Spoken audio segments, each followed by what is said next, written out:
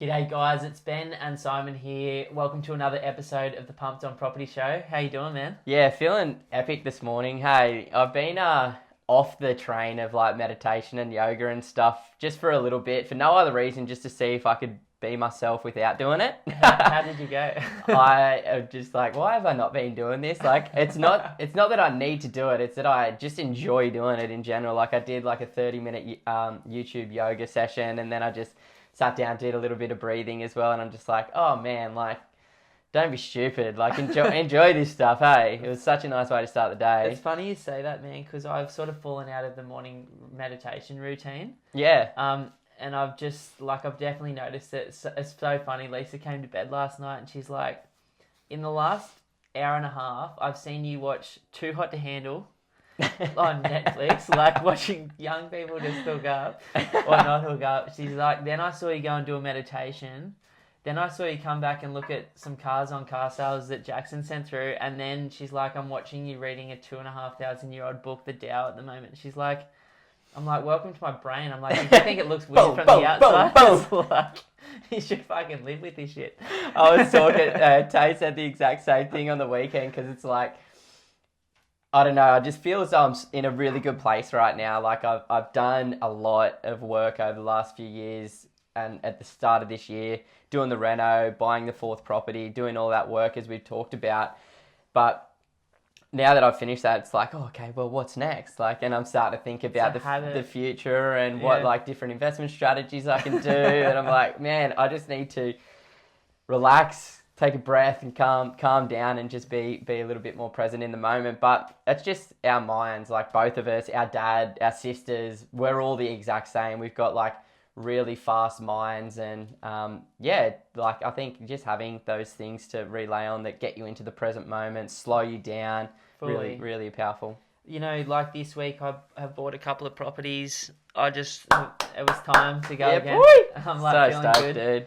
And so what these properties both require, like a fair bit of renovation work. Like that's what I was looking for, That was couple the little strategy. projects. But I was sitting with my wife last night in the spa, and we're talking about it, and I was just like, let's rent one of them out for the next 6 months. Just straight up, not even think about it. Like, just take all of the pressure off this year. Like, the big thing to do this year was to buy, which you've done as well, because it's a buying year. It's the right time. And I'll just chuck a tenant in it, and then for the second one, I'm like, let's chuck a tenant in that one for 12 to 18 months and come back to it. And it's like, never before have I been able to go, like the mud can be like super foggy for a lot of people in their minds and in their lives, but it's like, in the book I was reading last night, it's like the person who can let the mud settle and the water to become clear, like, will be at one with the universe and their own self in their own life. And it's like, I'm trying to not keep making my future and current life like muddy, and I'm trying to go, okay, I needed to buy.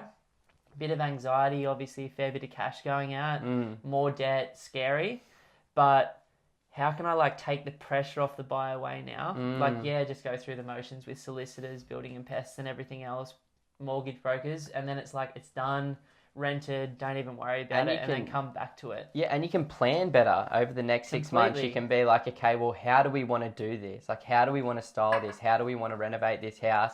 And when you're not rushing, because there's such an undersupply of suppliers and tradespeople at the moment, it's like, if you're trying to rush into it, you're going to be so stressed just getting people there on the days that you want them there. Completely. You're going to pay a premium as well. Maybe in 6 months it'll settle down a little bit, and it will. And that was another part of my thought process. I'm like, you know, people don't like losing money, especially big companies like Stratco and Colorbond Forever. Yeah, and they're all doing it. If there's more demand than supply, within 12 months they'll be making the money to take advantage of current supply. Hell yeah. So I have no doubt that things will, like, you know, property settle down. And it's exciting. Like, it gives us 3 months to plan the vision, and then 3 months to plan the execution. Yeah. And then, you know, complete a project, 3 months to plan the next project after that, 3 months to execute it. And it's like, it feels really nice to give space without having that craziness of rushing in. Yeah, and it's like one project every 6 months rather than like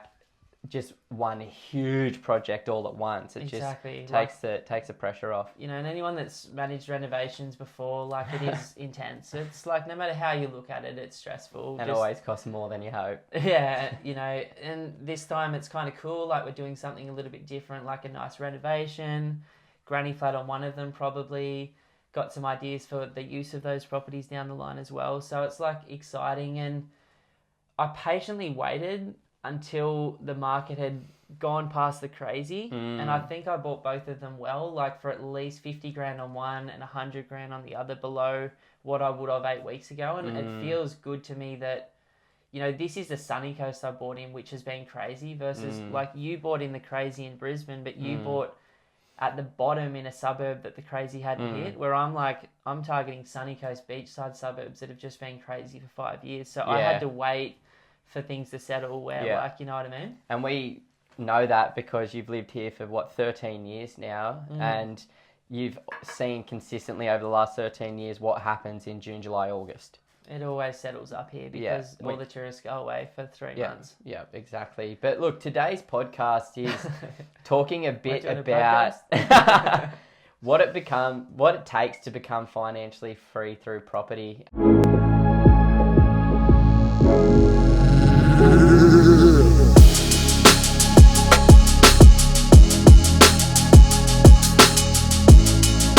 You know, I think it's important to understand this because, you know, I would love to just rub the bottle and a genie pops out and I'm financially free all of a sudden, like I think we all would. But the reality is it's going to take decades. It's going to take some really hard work, some really tough decisions, some good times, some bad times, some boring times, and, you know, just rolling through the motions of what it actually takes. Like Ben and I certainly aren't financially free ourselves, but we've studied people that are financially free, and we've studied strategies that have helped those people become financially free to create a path, create a journey that we're going to try and follow, but make our own at the same time as well. So it's fun. Like, I'm so excited to talk about some of these concepts, that we've learned. I'm loving this one in particular because there's a whole lot of stuff that we've learned. You know, I just think about it while I was laughing is like,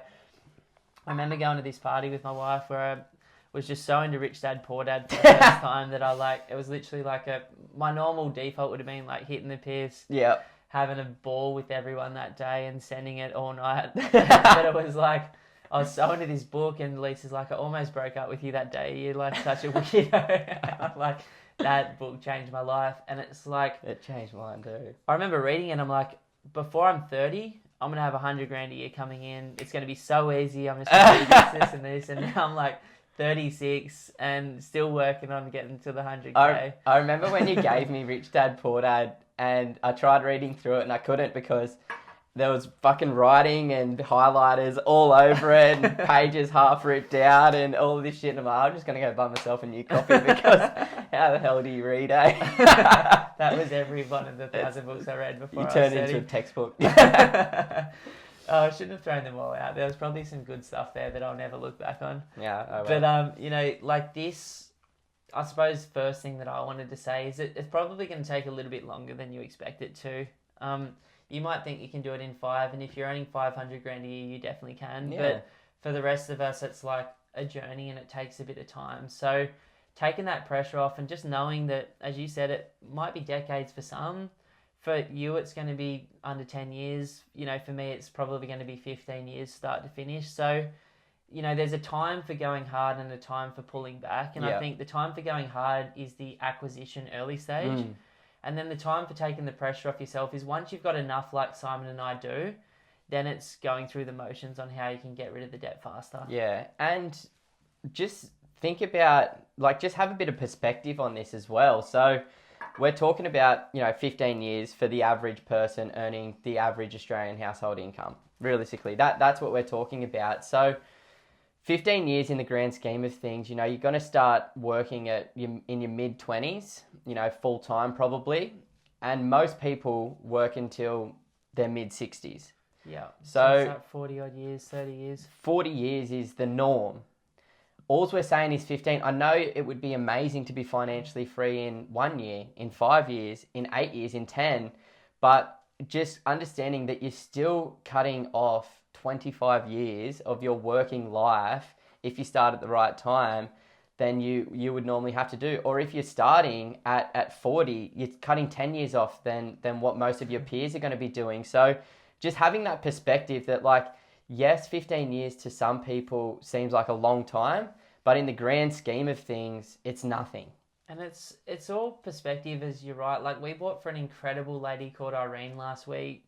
You know, she was waiting months for us to find the right one. She's 60. I have the best conversations with her every single week, hey. She's such a positive person. I hope I'm like her at 65, eh? Without a doubt. And then, like, on the flip side of that, we worked this week with one of them was 22, one was 24, buying their first joints. And they were just like, Ben, by the time we're your age or 40, we will be done. Yeah. And it's like, these guys haven't even had kids yet, but well before their kids finish high school, they're going to be free and they're going to be young. And it's like, regardless of where you're starting, it is all about the enjoyment of working towards being the best version of yourself. And that's what financial freedom helps you become. Yeah. Now, the second thing is patience. Patience is a virtue, like, truer words have never been spoken. And I am a slave to it because I am not a patient dude, eh? Like, I'll be driving down the street and show me the money, man. Somebody will cut me off and I'm like, oh, you've stolen 1 second from me, you bastard. I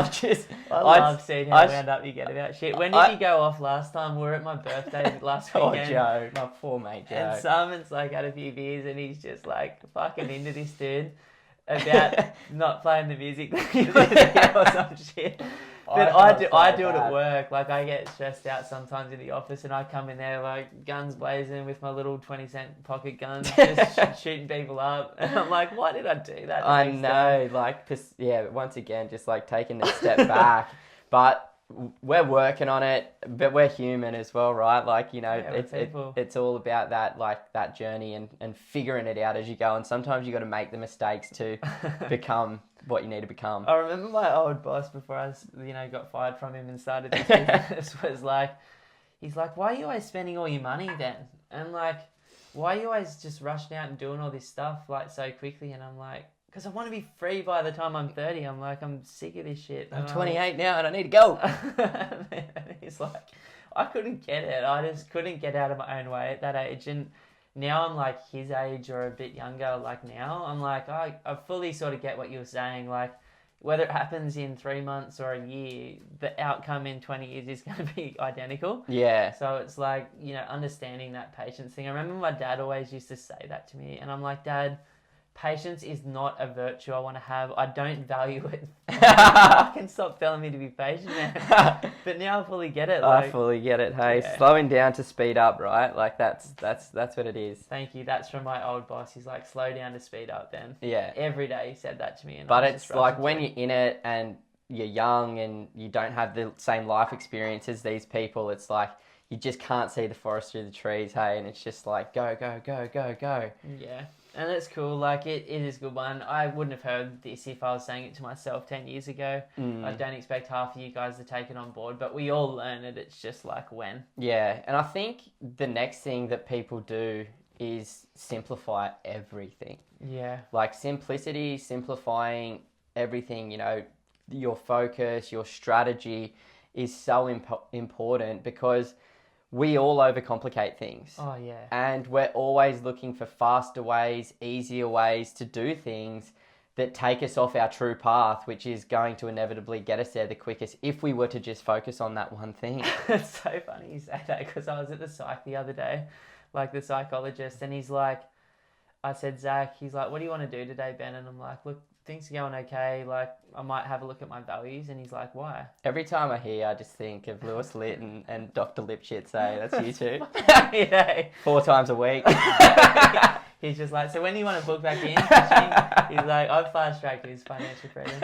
There's no need to go there anymore. It's just like, there is. It's personal training for the mind. It's just like mindfulness training. But he's like, then we don't need to do your values. And I'm like, what about we look at my goals? And he's like, we don't need to do your goals. He's like, you're just looking for a way to channel anxiety right now into like what feels like progress by making you feel like there's a lot to do and keeping in a fear response. He's like, how about instead of that, we just go into your body today and start feeling where stuff's at and chill out. And I was like, like, this is why I love this dude. Yeah, dude. He sounds like a champion, hey. But it's a funny thing. It's like simplification and the daily decrease is where you'll get the majority of your gains. And so simplicity and strategy on the way to financial freedom looks like a good goal for the last 12 months, which we talked a lot about in one of the most recent podcasts.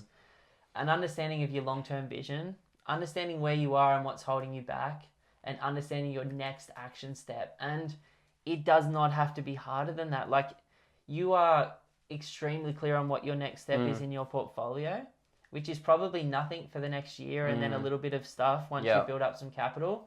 Mine's the same. I've bought, settle, in 6 months' time, take on the next little bit of the project, which is a renovation. It doesn't have to be harder than that. I'm not thinking any further than that. Yeah, and I think taking it even a step further is like, you look at any successful person that has made it, they've just focused on the one thing. You know, you look at a professional sports person, they just focus on that one sport and they do the reps consistently.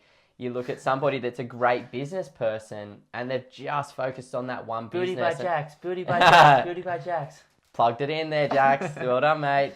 One of our good friends is like a big influencer in the health industry, and he has been doing 10 things a year for the last 10 years. Yeah, trying to figure it out. Fully niched into one thing, which is helping girls grow booty really quickly. And his business has exploded and he's making more money in a month than he's made in a year. Yeah, he's on fire and he deserved it, but it just took him to hone in on the one thing and just go down that path. And like, we've done it with property, but we've just focused on residential property investing. You know, you look at people that are just focused on crypto and they've smashed it, or people that have just focused on trading the stock market and they've smashed it. So to become a specialist, I think, is really important to become financially free, because it's also super boring, by the way. Yeah, I guess so sometimes. Hey? Like, for people, like, they just... diversity feels like fun, like certainty, uncertainty, Maslow's hierarchy of needs. It's like, as soon as I'm certain and I know something, I want change. Like the conversation we were having off camera, like, you've got your foundation, I want to go buy property in America. Yeah. Uncertainty. It's like something new, exciting. It's like, I get it. I'm moving into like Airbnb shit. It's like, it's just the nature of the human brain to want a bit of uncertainty, but it's like that. And a challenge. You can move into different things once you've absolutely nailed one thing, and that one thing is going to make you free. But the danger early on is if you move into everything early, you'll never master one thing and you'll never be able to get that like quick acceleration to where you want to be in that 15-year period if you don't niche. Because that like exponential growth model will work if you just focus on that thing. Yeah, it's a slow burn and it might feel like you're not making much progress, but then all of a sudden, like Jax, the last 10 years, he's been one of the best personal trainers on the whole Sunshine Coast, but couldn't figure out to break through to that next level because your average personal trainer is earning less than $100,000 a year. It's like, how do you break through to that next level? He's just been cruising along, slowly getting up, and now it's just bang, he's gone. And I can see it with my portfolio now as well now that Brisbane's finally starting to perform well. But it's just been like there, but now with, you know, the compound effect of all of the different assets that I own in the market, it's just like, bang, it's going. I heard you say something yesterday, like you bought this house that we're in for how much again? This one? Yeah. Oh, $560. And you said, I'd probably sell it for $900K. And I almost fell off my seat. I'm like, even saying that a year later is wild. Phenomenal to be able to say. But this is the thing. It looks slow. Like Simon's properties and my properties did nothing for the last 3 years. And then all of a sudden you can have one good year in one suburb. Life-changing in terms of what it can mean for you. Oh, yeah, big time. Big time, hey. But I think it's the same as what we're saying with the patience, you know, like linking your patience and simplicity together is important, because I do bounce around and I enjoy it as well. Like, you know, I just have a conversation with somebody and I'm like, oh, trading the stock market sounds pretty fun. We're Renaissance, man. We're not just one thing. Like, we're a generation of Renaissance people. It's not, I'm going to be a lawyer What for does the that rest mean? of my life. Renaissance people. The Renaissance person was an artist, a scientist, Right. into health, into relationships, into Just business. everything. You could be more than one thing back then. And then we got science and we all specialized, and it was very, very good for like helping human nature like spike. Yeah. But it's like, I don't think anyone listening to this wants to be one-dimensional, walking a linear line for the rest of their life. I feel like we need to niche it down to get successful, and property is mine and Simon's niche. Yours might be some other vehicle, and that's cool. But it's like I want to be talking spirituality. I want to be looking at my health. I want to be doing business. I want to do property long term. I will want some stocks, and it's like it's cool to do that. But I couldn't do it without doing 10 years of just property. Just one thing, yeah. Yeah. But I think that can also be incorporated into the next thing we wanted to talk about, which is like rituals and habits. Mm-hmm. It's like you incorporate your rituals and habits into your journey, but that's where you can sort of diversify a bit. You know, that's where you can incorporate, you know, different lifestyle things, whether it's holidays, you know, as simple as that, holidays, reading a good book, doing some yoga, catching up with some friends, golf, whatever it might be, shopping, whatever it is, like having your little outlet in your rituals and habits to kind of take you away from who it is that you are to become financially free. So important, man. And we do it heavily, like in our daily habits. It's like taking us out of our minds into the moment. For me, meditation, yoga, surfing are the three biggest things that help me do that. You know, soccer or basketball if we play that as well, which I'm hoping to start getting the boys back into if I can. The seed is planted. You watch it grow.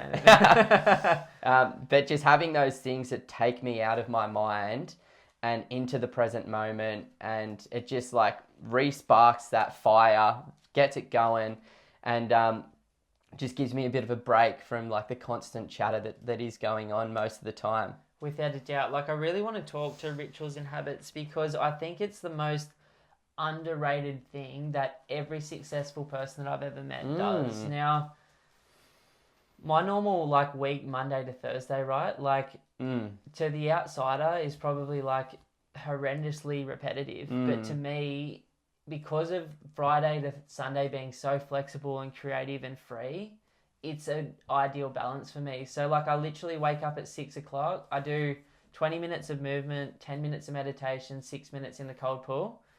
I'm ready to go. It's cold at the moment. It feels fucking cold. It's like 12 degrees at the moment. We were around there last weekend. I jumped in both mornings and I stayed there, and I'm just like, Ben, thank God you've got that but it's spa a tolerance right there. when you do it every day. It's like you build it. Yeah, you don't even like. I look forward. I want the thing to go longer now. It's like really weird. That's sick. But it's like then I try and get to work by 8:30. Like most of the time, I drop my kids at school on the way, and we just pump music and have fun and talk and like tell ghost stories and just whatever they want to talk about. Yeah, you know, like, and then I get to work. First thing every day is emails, text messages, voicemails cleared in the first half an hour, and then my calendar. I don't have a to-do list at work anymore because my calendar is so structured to my role that there is nothing that doesn't happen within my calendar. I have my lunch break, and some of the days of my calendar I have Pilates during work hours as well. Still able to buy between 3 and 9 properties a week for our clients by working it. Still able to get home like at a reasonable time every single day. And then from Friday, it's like the opposite. Alarm is off. If I feel like doing some movement, which I always do, I do. Whatever Lisa and the kids want to do is what I'm doing. And then Sunday Arvo, like the boys have just started coming back around for like workout, chat, Wim Hof breathing, whatever they want to do. And like it's so nice to have the rituals that one help my mental health, physical health, financial wealth, like financial self, business health. And it's like when your life becomes so heavily like your day-to-day activities become more than that, like the secret to life is like the little things, like how, like the tea, like enjoying that, the brushing the teeth, the walking on the grass. Being mindful of it every single time. Like mine is fully. It's so funny that you say that because it's been a while since we've touched base with one another's morning rituals. And I guess it's probably because we've kind of not been doing it for the last maybe 2 months, but I'm back and I've been loving it, and I feel like I'm in much more of a flow state because I am, but it's the same thing, you know. I'll sleep until 6:30 every morning because I don't have the kids coming and controlling my morning from 6:30. Yeah. But yeah, it's the same thing, just sitting down, a little bit of yoga, a little bit of movement, a little bit of breathing, and then going for a walk outside, getting my feet into the ground, having a breathe, getting the sun on my face if it's there, or if it's raining, like letting it rain on myself as well, just like trying to connect with nature. I love that. But just getting into that mind, and then always jumping in for a cold shower. Like, it's just the best thing to do. And I do my like Tony Robbins thing in the shower. I'm like jumping up and down and shaking my body out, and I'm in like a Native American. Above the shower. It must be from the Tony Robbins jump. Yeah. But I love it. And then same thing, like I get to work, and you know, I clear out the inbox, you know, check in with my colleagues, and you know, see how they're tracking. Are they in a good headspace? You know, what's the energy? What's the vibe like in the office in that morning?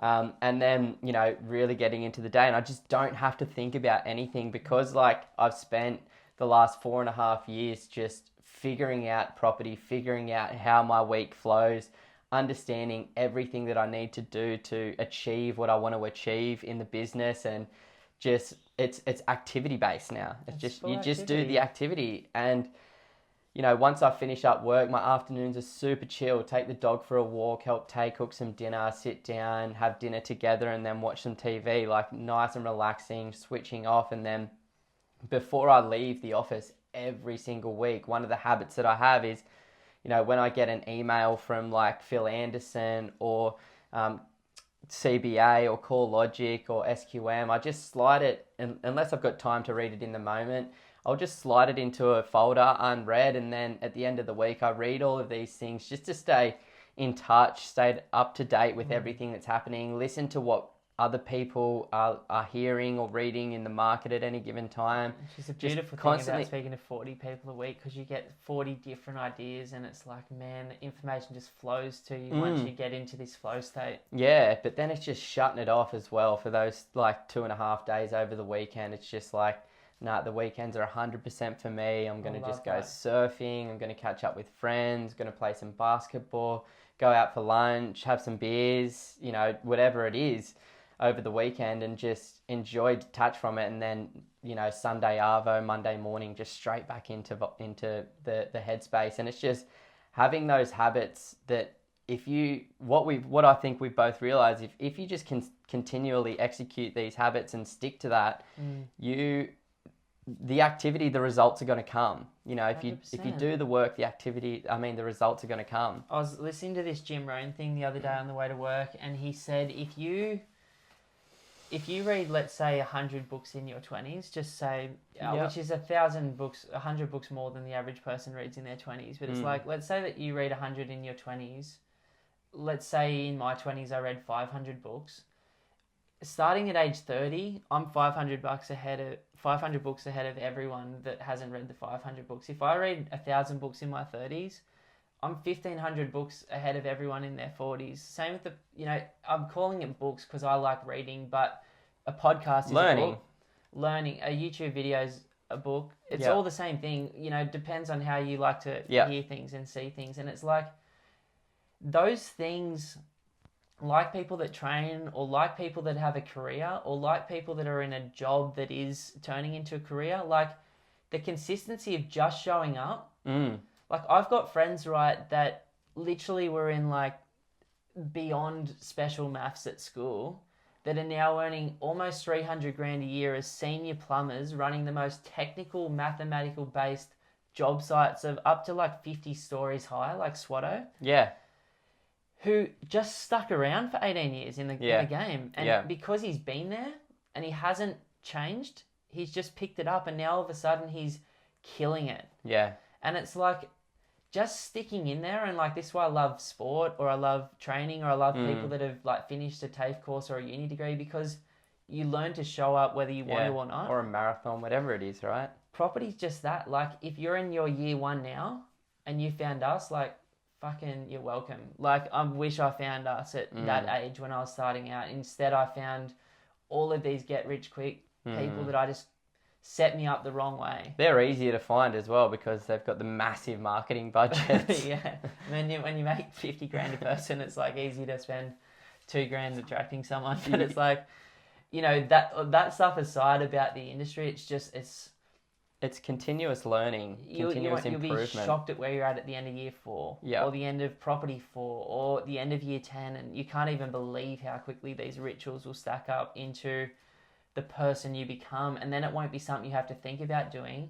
Like Simon does it weekly, which I love, but doing it weekly with the education freaks me a bit. Like it just gives me anxiety. So I put them all into a folder, or Google puts them in because I've set it up so it goes straight in now, which is cool. Little hack Hayden taught me. Perfect. And then it's like once a month before we do the market update, I just have a full download, and it's like, it's cool. Like whatever your ritual and routine looks like make sure it serves you, and make sure you keep that finger on the pulse so that when shit's going south, you're not finding it out as it's going south. You're reading about it 9 months before it's happening. Yeah. And another thing that we do as well, like, is more to the rituals and the habits, and it's just like I like to call it deep work, and it's just sitting your ass down and reflecting on your life, your values, your current financial position, how you are living in this world, like at any given time. Like, who are you as a person? How do your friends perceive you? How does your family perceive you? How do your colleagues perceive you?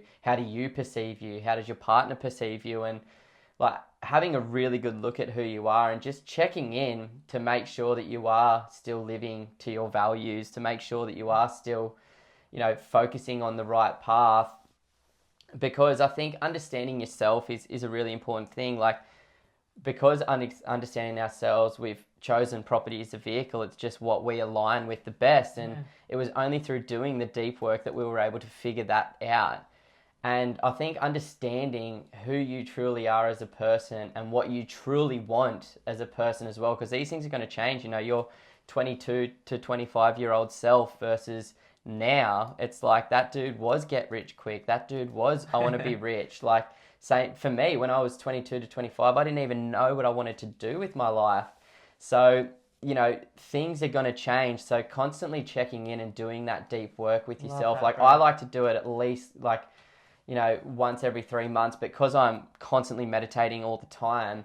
It comes up a lot easier, but it took like really sitting my ass down and going into those deep places, writing down write down the questions that you want answered and then answering those questions, because like the universe will show you the path if you trust that it's going to come. The funny thing is, man, like not this weekend where I just picked up these few properties, but the weekend before, on the Friday night, I wrote down one question, which is, or it wasn't a question actually, it was like, I'm 100 years of age today and I'm so grateful for.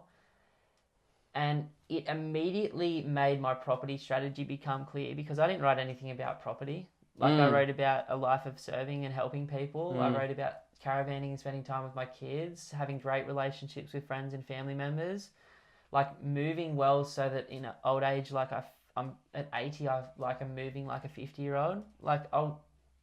And it was such a values twist that, because I was looking to buy 2 properties, but I had a growth-orientated strategy for myself, and I went, hang on, like by asking that big question, it was easy to go back and go, I do want the growth 100%, but I also want cash flow, and it is still very important to me to have this 100 grand a year of passive income sooner, within the next 10 years, so that I have the choice to spend my life any way that I don't know how it's going to show up for me, but I like the idea of like having the choice to step through the door when the door opens up. And so it's cool to do this deep work that you call it.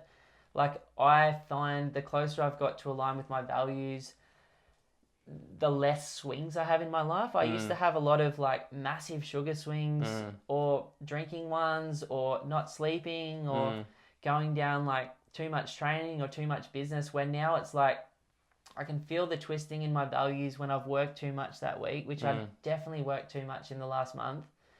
And it's like, rather than a full overcorrection of like, oh shit, I've worked too much, I want to be free, certainty, uncertainty, it's more like, hey, just, that's cool. Now, like, step into this next moment. The work's done. the master moves into this moment again, and Love it. the work is done. I love it so much. And it's just all so important in the journey to have this sort of lifestyle, because it's not going to be easy. It's just definitely not going to be easy. It's really hard. It's hard to show up consistently. Yeah. And you can't just, if you're having these big swings, it's going to change things. You're going to want to pivot. You're going to want to change things up in the heat of a moment where you just can't do that. Don't make the decision on the swing is my biggest lesson. So many of my decisions have been on the swing. Dude, same. It's not good, and then you wake up the next morning, you're like, fuck, I shouldn't have wrote my friend off for playing the wrong music. Oh man. I think another important aspect is the team, who you surround yourself with, both from just a friendship group, but also your professional team as well, your colleagues, your accountants, mortgage brokers, property managers, solicitors. Who are you getting advice from? Who is motivating you to continue down this path? My only suggestion, we'll talk about advisors first, then the people in your day-to-day life. It's find advisors that are doing it, not just talking about it. There's so many brokers, solicitors, accountants, financial advisors that are fucking broke, that have done absolutely nothing but learnt what they were taught on the job. And it's you cannot tell me that an accountant that owns 10 properties isn't going to have some better ideas at tax time than one that has read about a guy that has 10 properties. You know what I mean? I don't care how much experience you have in the industry. Real world results with real world money shows up time and time again. You just don't know until you know some things. You don't know till you know. Sounds like a mad song lyric. Well, if you don't know, now you know. I won't say the next line, but we all know. I was so fortunate with that, because you'd spent 8 years figuring out your team, and then I just came in, you're like, oh, here's an introduction to an awesome accountant, an awesome solicitor, an awesome property manager, and super, super blessed in that respect. But that can be a tough one to find those people that are, in line with your values, that have the experience that you need to kind of guide you through the path. And there's only 3 ways to find them. The massively hard way, bumping into shit people until you find a good one. The easiest way, which is to find someone really successful that you know now, and just hijack all of their advisors. Or the even easiest way is to partner with a really good company, like ours, like the guys at the Property Couch, like Metropole or whatever, and ask who they use. Because good companies don't associate with shit people. We just won't tolerate it. If you're not great at what you do, passionate, good with people, and most importantly doing it, you're gone. And it's that quick, the decision from a good company. They just will not tolerate people that aren't at least at their level, if not better. And then you got to look around the people that you're surrounding yourself with as well. What type of conversations are you having? My group of friends, our group of friends, is so motivating. There isn't one person in our group that won't be financially free and a millionaire by the time they're 40. No way. There's no way. Everybody is there for a reason, but everybody's on a different path. We're doing the property stuff. Jackson's doing the fitness stuff. Josho's doing the pharmaceutical stuff. Brad and Andrew are running their own construction business. Nico's on his whole Buddhism spiritual path. Everybody's on such a different path, but the commonality between everyone is we're all moving forward. And we're all motivating one another to continue moving forward. I don't have one person in my friendship group that, feeds that tall poppy syndrome. There's not one person that is you fucking own 4 properties. When are you going to settle down? Why are you buying that many properties? I don't have anybody like that. I've got people that are just going to be there to pat me on the back, give me a high five, and go, awesome, man, what's next? Or how'd you do it? Is even the better question. We're both really good at asking that question. When I bump into a successful person in a team, how'd you do it? When I go sit with my accountant, we do all the accounting stuff first, and then I go, what are the 10 most, every time I'm there, what are the 10 most successful people on your books? Because they've got people earning $10 million a year. Oh, yeah. What are those guys doing? What are those guys investing in? And then what are you doing? What are you actively doing with your money this year?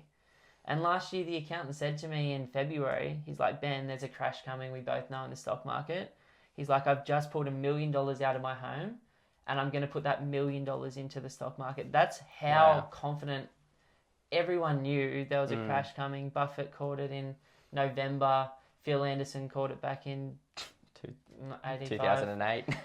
It's just like you're only as good as the worst link in your environment. And it's like, but that's not true either, because I've got a whole heap of friends that are just such good mates. Yeah. And that, that's completely cool as well. But it's like that inner circle, like the 5 people that you spend the most time with, like that's a true thing. Like you are the average of the 5 people that you spend the most time with. I was talking to one of the boys that comes around to this Sunday thing at my house, and he's like, speaking to him, and he's like, dude, I love them, but I'd like to incorporate 30 minutes a week where everyone gets a chance to speak for 5 or 6 minutes per person on what the goals look like for this year. Like, what are you reflecting on at the moment? What have you learnt? Like, whatever the theme is of the week, he just wanted a little bit more structure, because it's like, it's all sick to talk about sport and what everyone's up to and stuff and spirituality, but it's also like, he wanted a little bit more, and it's like, I hadn't really thought about that, because my whole life is having those conversations with you guys for work every day.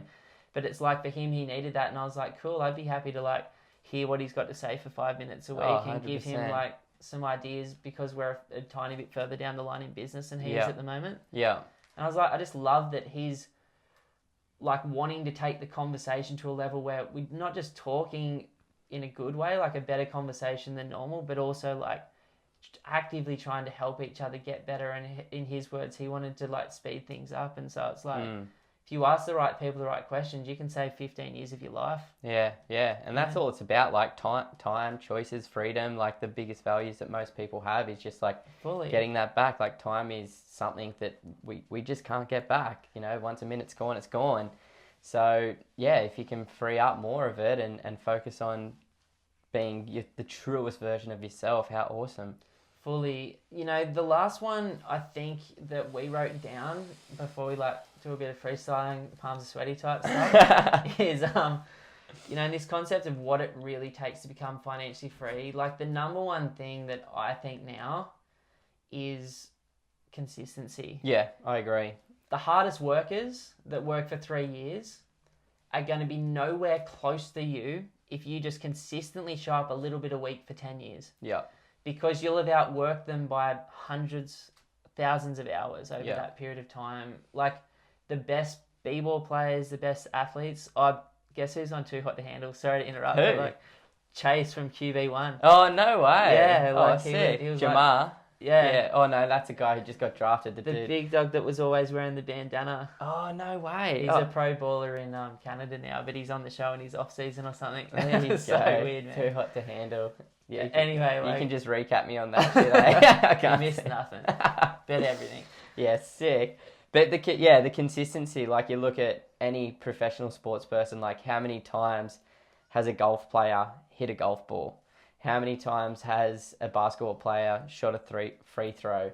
How many times has a chess master, played chess? It's just the reps are going to get there. The consistency is going to get you there. The activity is going to get you there. There is only one result from consistently doing the right work, and it is better results. The American Olympic team was getting smashed by the Russian team. And like any smart person, they said, well, what are they doing differently?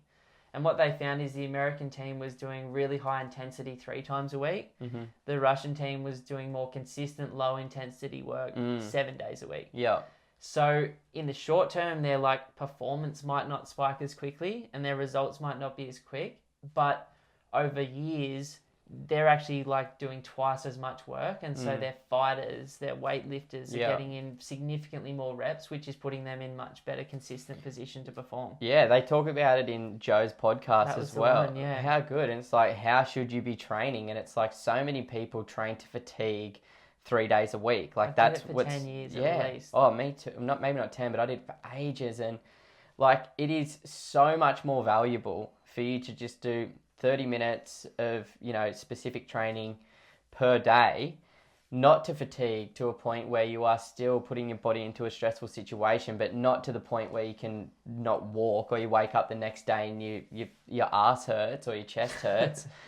Produced by Jax. Those girls work nice and... Those guys aren't walking right. They're not walking properly right now. But like it's just the... Oh, that's too funny. The consistency and 30 minutes per day, 7 days a week is going to end up being more time training than if you're doing it to fatigue 3 days a week. So over the longer term, you've got more longevity, you've got more reps in because you've been doing more work. So what about this? Like, let's say it's the start of the new financial year now. Yep, just is. Or the calendar year, whenever you're listening to this, or the start of a new month and it's a new year. Yep. So it's like, what if this year you sat down and put some goals together before you started the year so you knew actually where you were going? On top of that, you decided that absolute minimum 15 years from now, I'm going to replace my current annual salary. So if you're earning 200K, do that. If you're earning 50K, do that. And then what if you decided to finally just go, I'm all in on property or all in on stocks or all in on crypto, and that is the only thing I'm going to learn until I've got a portfolio in that space large enough to get me to my income goal of 150, 200 grand a year. And then on top of that, once a month in your calendar from today forward, you decided to go look at Heron Todd White finally, CoreLogic, SQM, Commonwealth Bank, Macquarie Bank, Phil Anderson, Fred Harrison, Ray Dalio, Warren Buffett. And in 1 hour once a month, you just got a full rundown based on all of their blogs or videos on where we're at right now and what's coming next. And on top of that, you create a habit from now on until you're financially free of saving a certain amount of money each week. Yep. $10 a week, $1,000 a week, 10 grand a week, wherever you're at.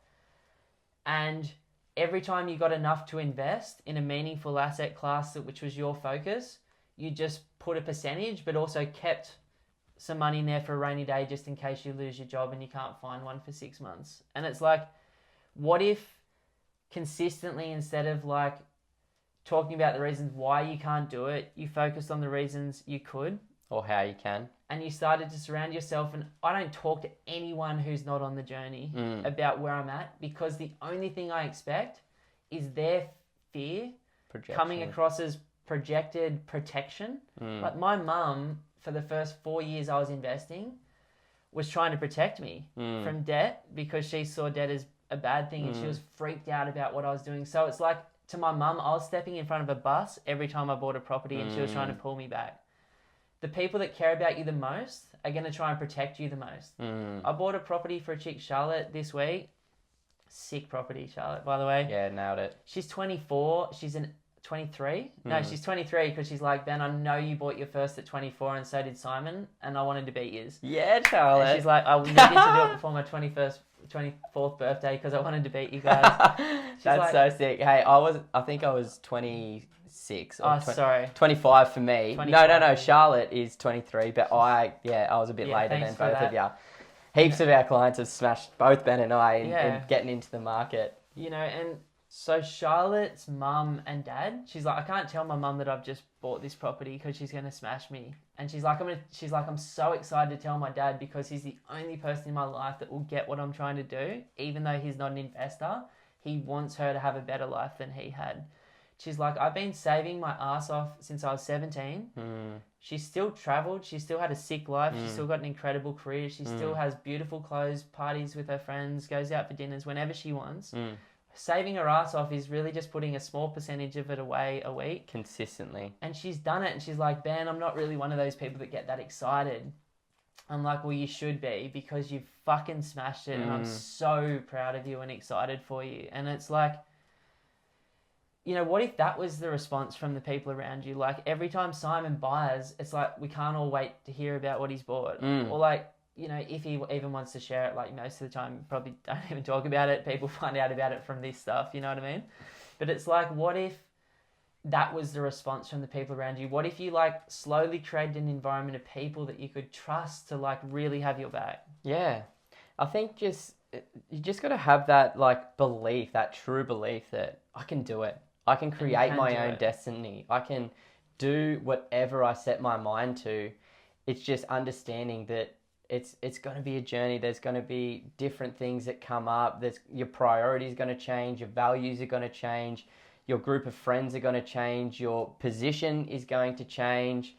like change is the only constant, right? It's the only thing that's real is change in the present moment. So some of those people will be there at the start and they won't be there in the middle and they'll be back at the end. Other people come all the way through the journey, and some people, unfortunately, you are gonna have to shed. And that sucks. But you can do it, and you've just got to put yourself first sometimes, especially at the beginning of the journey. Like, you kind of do have to become a bit of a selfish person at the beginning, because like you've just got to become laser focused. Yeah, and like it just depends like what is most important to you. Like for me, the most important thing to me is to have a life of choices. Number one thing. Like we sound like a broken record, but it's the same thing. Like it's everything that we want. Don't you, like, I'm prepared to, like, I've had to learn how to say no, because I'm the biggest FOMO you'll ever meet in your life. Like, I want to be involved in everything.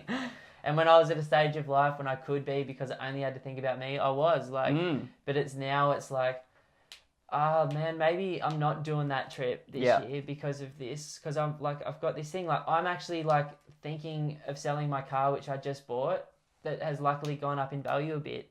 Because I'm like, I'm happy to just go back to a simpler car. Sometimes you got to get what you want to think that you don't need it. And I learnt the lesson again. I'll remember it next time. It's probably going to be financial freedom when we get there as well. We're like, this has been what we've been striving for forever, and now we're here. But it's like, I've got a better use of that money, which is like renovating this home to make some money to get a better rent return. I'm like, that's how I've always made the decision. I just don't care as much about some of the stuff short term that other people do, because what I really want when I wrote down my 100-year thing is the simplest shit. I want to be eating like Chinese rolls in Cronulla Beach versus going out for a $500 a night dinner. Like, I want to be hanging out with my mates at the back of my house or someone's house with a fire, having a really good chat, then going partying. Like, camping out in the sticks rather than getting a nice penthouse in Brizzy City or the Goldie. I'll do both happily. Yeah, I'll do all of it. Happily as well. But fortunately, that's a choice. And it's like, I want to take the kids to school. I want to take a week off in their holidays. I want to take 3 to 4 weeks off at Chrissy time of year. And so find that everyone has it inside ourselves. Yeah. It's just there. Like, just look inside. Like, stop looking externally. Choose what you want. Make it happen. Like, this is some non-traditional becoming financially free stuff. Like, we could talk budgeting, saving, planning. That's the admin of becoming financially free. Admin. But the reality of becoming financially free is living true to these things. It's weird, but it's weird to hear and say, but it's the truth. And we're not the guys that are going to say you're going to get rich quick, because it ain't going to happen. The funny thing is, man, you've spent 4.5 years building this position, which will make you free in 15. Yeah. Now you spend 6 hours a year managing it. That's it. Like, yes, there's a whole lot of energy getting off the airport runway with the plane, but Simon's got the thing in the sky now, and so do I, and it's like 6 hours a year is the maximum amount of time I'd spend on my properties. Yeah. It's like, imagine making $100,000 a year for 6 hours work in the future. That could potentially be your life once you figure out all the nuts and bolts of this stuff. And I think in future eps, we've got to get into some of those nuts and bolts, like how we do, like, manage our managers, like what I give to my accountant so they can give me the best advice, what I do to my solicitor so that it's easy, what I do for my property manager so that they know what I expect. It's the same as this as well, though. Like, it's just 10, 15 years of experience, and now like, it's just you start with this much, and then it comes down and down and down and down and down. So simple. Like the daily decrease, as you said, like, it's a daily decrease, and things just become so much simpler with experience, with the right questions, with the right team, the right motivations. Love it, man. I'm so grateful for you guys to listen to this. Like, it's so exciting for us to talk about this stuff. It really is our passion, and I love what we do, and I love what you guys are doing. Whether you're on your way or just getting started, or you're already there, like, hope you're enjoying this, and please share it with someone that needs to hear it. Please give us a 5-star review so that it actually gets tracked and picked up in the podcast space, and other people can listen to it as well. Awesome. Thanks, bro. Cheers, man. Oh, sweaty. So sweaty.